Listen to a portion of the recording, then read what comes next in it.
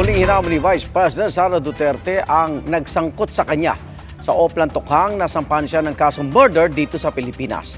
Sinabi niya yan matanong kaugnay ng investigasyon ng International Criminal Court o ICC sa Duterte Drug War. Mula sa Malaysia, saksi live si Marisol Abduraman. Marisol?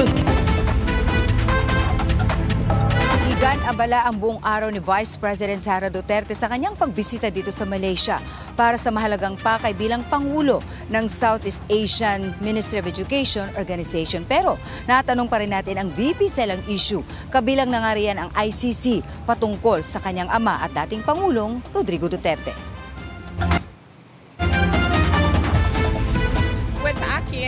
I cannot speak for the other members of the family. Sa akin, hindi naman kasi nakakakuha din ako ng legal advice sa mga Filipino lawyers na merong alam about international law.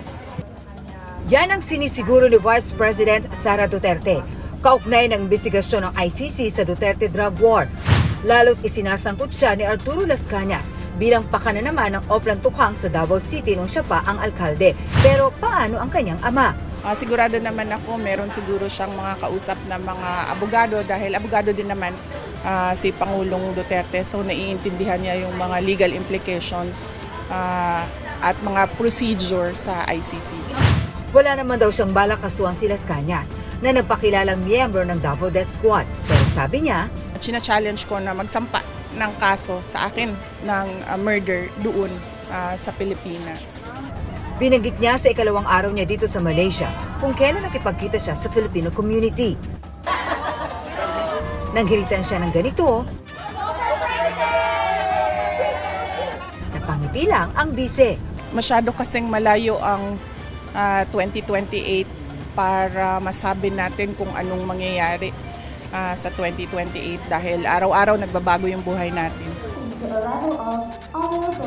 Ang Minister of Education ng Malaysia ang sumalubong kay Vice President at Education Secretary Sara Duterte sa kanyang pagbisita sa Tropical Medicine Center sa Malaysia. Sa kanilang maiksing pulong, pinasalamatan ng Vice ang Minister of Education sa suporta nito sa kanya bilang Pangulo ng Southeast Asian Ministry of Education Organization. Nag-ikot din siya sa classroom at laboratory.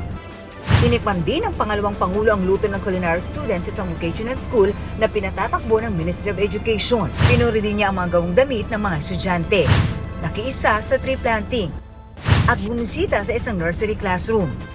Samantala, no comment ang tugon ng pangalawang Pangulo sa panawagan ng isang kongresista na pakiusapan ang ama na si dating Pangulong Rodrigo Duterte at mga kapatid na itigil na ang pag-atake kay Pangulong Bongbong Marcos. Well, wala akong comment sa politika, no, because everyone can go their way sa politics. But sa development projects naman doon sa Mindanao ay tinututukan natin. Kamakailan lang nandoon si Pangulong Marcos sa Davao City.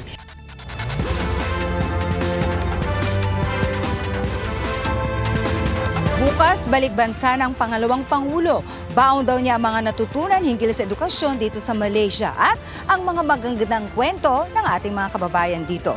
Live mula rito sa Kuala Lumpur, Malaysia para sa GMA Integrated News. Ako si Marisol Abduraman, ang inyong saksi. Mga kapuso, sama-sama tayong maging saksi. Mag-subscribe sa GMA Integrated News sa YouTube at para sa mga kapuso abroad, samahan niyo kami sa GMA Pinoy TV at sa www.gmanews.tv.